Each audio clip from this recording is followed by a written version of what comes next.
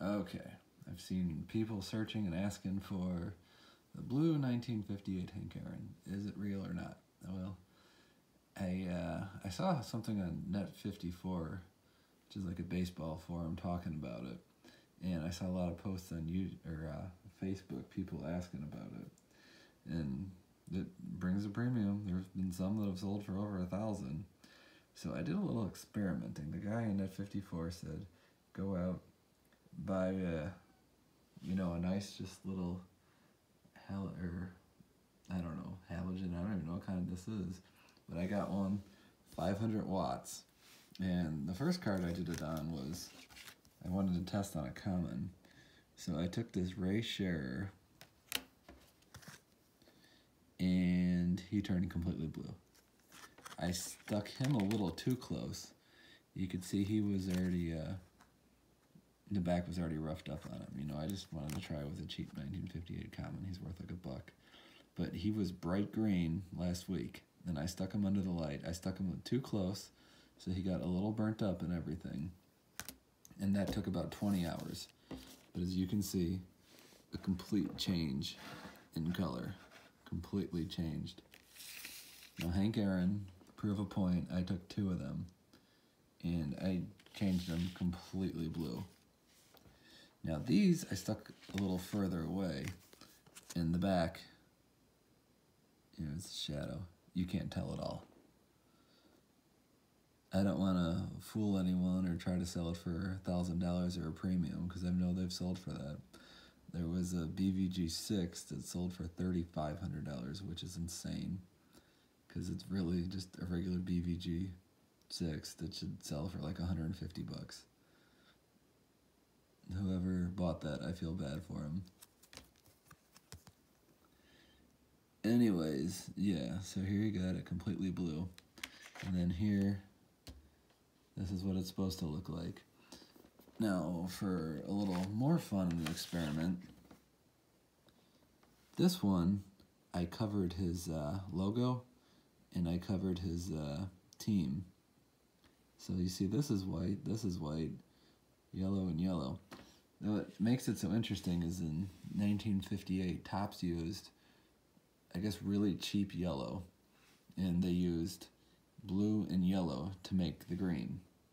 So it's very easy to remove it with a light like this. You just let it shine on that, maybe 8 inches away for 60 hours or so, and it's going to change colors. All the yellow is just going to completely go off the card, unless you shade some of it like I did. And this one I didn't shade. So you do that, and then you're going to have one of these blue Hank Aarons. You know, people have been talking about these, I guess, for like 11 years. Then in 2014, BVG recognized it, which should be a complete embarrassment for them. I don't know if they've rescinded on that or taken it back, but they need to. So no one else gets ripped off on this. Then he, obviously he didn't see any sunlight, so he's still dark green like how he's supposed to be.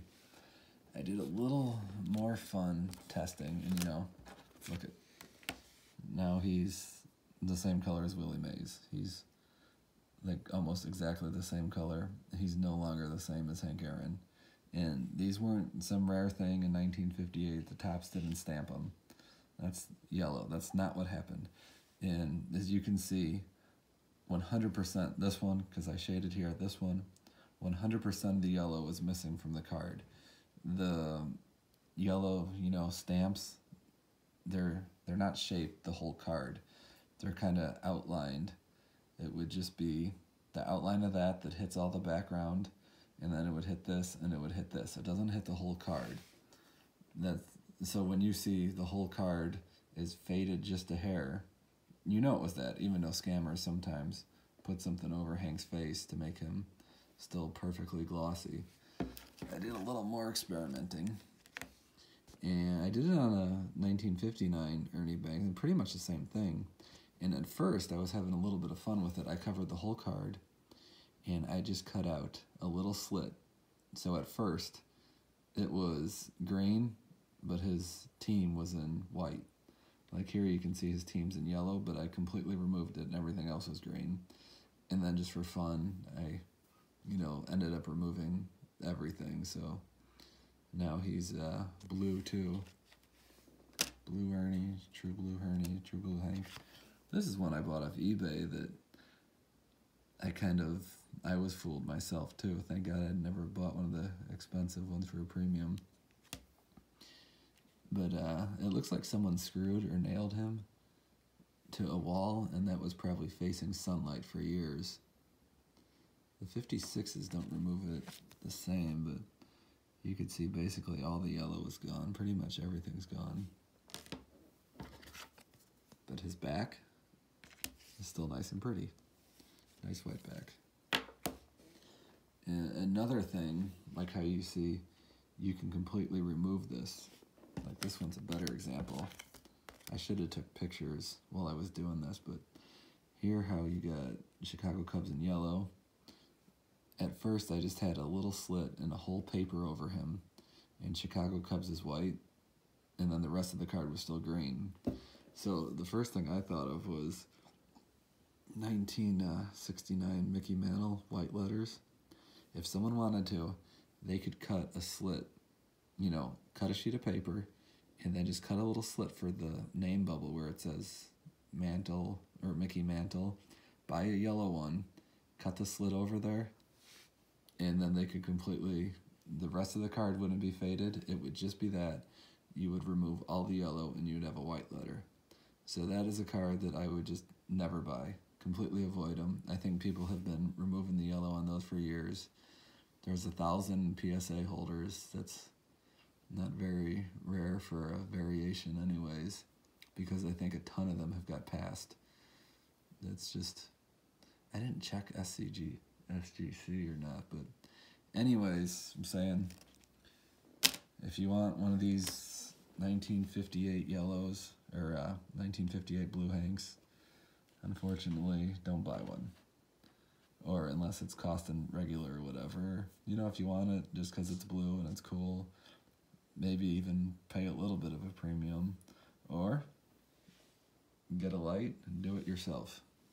And then, you know, of course, do like I do, experiment on a common. Because I did have it too close at first, and I kind of had to babysit it before I got used to it. But, I mean, there's nothing crazy rare about it. If I wanted to, I could make 100 of them. I could make 1,000 of them. I mean, I'm not going to. I'm only going to make these two because, you know, well, I bought this one for $30 when cards were cheaper, like 6 years ago, and I bought this one for $17 when cards were cheaper. And I don't know what they would sell for now, being blue. I'm sure someone would want them even knowing, but, you know, they still look really good in your PC, but just 1958, these all left tops green. A card that would be a good example of color change is the 1952 Frank House that was running low on orange, and you could see the whole card doesn't appear to be hit with sunlight or whatever. It's actually what you would expect, that only the little orange stamp here, the Tigers logo, is missing. It didn't affect the whole card. Like all these blue Hank Aaron's I see, the whole card is faded. It's not just like one little spot or whatever.